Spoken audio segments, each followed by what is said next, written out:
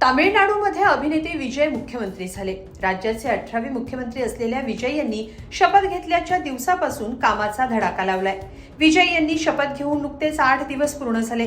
या 7 दिवसांच्या कामकाजाच्या दिवसात विजय यांनी कोणते धडाकेबाज निर्णय घेतले, त्याचा जनतेवर काय परिणाम होतोय, सगळं सविस्तर पाहूया या व्हिडिओतून.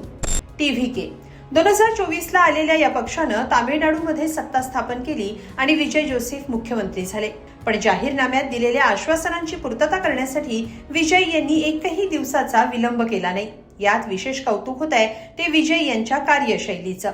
मुख्यमंत्री असूनही विजय सकाळी 9 वाजता सचिवालयात हजर होतात. रोज दुपारचं जेवण ते घरून आणतात. त्यामुळे आपला सगळा वेळ जनतेसाठी देता येतो असं ते म्हणतात. विजय थलपती याने निवडणुकीत प्रचारादरम्यान महिलांच्या सुरक्षेला प्राधान्य देणार असल्याचं म्हटलं होतं. आता मुख्यमंत्री विजय यांनी आपला शब्द पाळलाय. त्यानुसार तामिळनाडूमध्ये SSF म्हणजे सिंगप्पेन स्पेशल फोर्स सुरू केलाय. सिंगप्पेन म्हणजे वाघीण. 13 मे पासून सलेम निगम क्षेत्रात या फोर्सनं आपलं काम सुरू केलंय. यात महिला पोलीस कर्मचाऱ्यांचा समावेश आहे, ज्या महिलांवर होणारे अत्याचार विरोधी कारवाई करणार आहेत. हा फोर्स खास करून गर्दीच्या ठिकाणी अधिक सक्रिय राहणार आहे, ज्यामुळे महिलांना सुरक्षित जगता येईल. मुख्यमंत्री विजय यांनी सरकारी कर्मचाऱ्यांसाठीही मोठा निर्णय घेतला. मुख्यमंत्री विजय यांनी सरकारी कर्मचाऱ्यांच्या महागाई भत्त्यात वाढ केली आहे. या निर्णयामुळे राज्य सरकारचे कर्मचारी आणि शिक्षकांचा महागाई भत्ता 2% वाढवलाय. त्यामुळे आता हा भत्ता 58%वरून 60% करण्यात आलाय. तामिळनाडू सरकारच्या या निर्णयाचा तब्बल 16 लाख सरकारी कर्मचाऱ्यांना फायदा होणार आहे.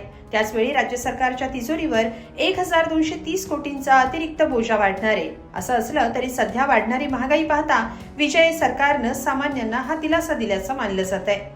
मुख्यमंत्री होताच विजय यांनी जो एक धडाकेबाज निर्णय घेतला तो तामिळनाडूत होणाऱ्या दारू विक्री संदर्भात आहे. मुख्यमंत्री विजय यांनी तामिळनाडू स्टेट मार्केटिंग कॉर्पोरेशनची 771 दारूची दुकानं बंद करण्याचे आदेश दिले.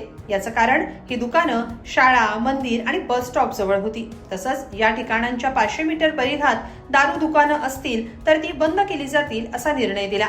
यामुळे लहान मुलं, महिला, वृद्धांना चांगलं वातावरण मिळणार असल्याचा दावा केला जातोय. मुख्यमंत्री विजय यांच्या एका निर्णयाचंही मोठं कौतुक होत आहे. तो निर्णय म्हणजे 21 वर्षांखालील मुलांना दारू विक्रीची बंदी. 2003च्या 11A च्या नियमानुसार 21 वर्षांखालील मुलांना मद्य विकत मिळणार नाही असा नियम आहे. मुख्यमंत्र्यांनी या नियमाची कडक अंमलबजावणी केली आहे. त्यामुळं जर 21 वर्षांखालील मुलांना मद्य विक्री होत असेल तर कठोर कारवाईचे आदेश देण्यात आलेत. वयाचा पुरावा म्हणून कागदपत्र तपासण्याचे आदेशही मुख्यमंत्र्यांनी दिलेत. यामुळे कमी वयात व्यसनांच्या आहारी जाण्याचं तरुणाईचं प्रमाण कमी करता येणार आहे. मद्यासोबतच अंमली पदार्थांच्या तस्करीवरही मुख्यमंत्री विजय यांनी कठोर निर्णय घेतलाय. शाळा आणि कॉलेजच्या परिसरात अंमली पदार्थांची विक्री करणाऱ्यांची संपत्ती जप्त करण्याचे किंवा रोखण्यासारखी कारवाई केली जाणार आहे. तस्करी करणाऱ्या आरोपींना न्यायालयात हजर करून खटला चालवण्याची कारवाई केली जाणार आहे. यामुळे अंमली पदार्थांचा विळखा रोखण्याचा विजय सरकारचा प्रयत्न आहे. प्रत्येक पोलीस ठाण्यात CCTV रेकॉर्डिंग 24 तास सुरू ठेवण्याचे आदेशही मुख्यमंत्री विजय यांनी दिलेत. कुणीही तक्रार करायला आलं तर नेमकं काय घडतंय हे समजण्यासाठी हा निर्णय घेण्यात आलाय.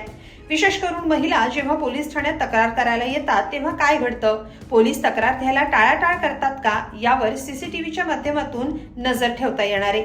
यासाठी मुख्यमंत्री विजय यांनी त्या विभागातल्या आमदारांवर जबाबदारी दिली आहे. दरम्यान मुख्यमंत्री विजय यांनी तामिळनाडूचा राज्यकारभार सुरळीत ठेवण्यासाठी महत्वाच्या खात्यांचा भार स्वतःकडे ठेवलाय. यात सार्वजनिक, सामान्य प्रशासन, भारतीय प्रशासकीय सेवा, भारतीय पोलीस सेवा, भारतीय वन सेवा, जिल्हा महसूल, गृह, महिला व बालकल्याण, ज्येष्ठ आणि अपंग कल्याण, नगरपालिका प्रशासन, शहरी प्रशासन आणि पाणी पुरवठा या खात्यांचा समावेश आहे. या खात्यांमध्ये मुख्यमंत्री विजय जोसेफ यांची करडी नजर असणार आहे. एकंदरीत हिरो म्हणून विजय थलपती चाहत्यांच्या मनात भरलेला आहेच. आता मुख्यमंत्री विजयही त्यात कमी पडणार नाही असंच दिसतंय. तुम्हाला काय वाटतं? कमेंटमध्ये नक्की लिहा आणि लोकमत.com ला सबस्क्राईब करा. धन्यवाद.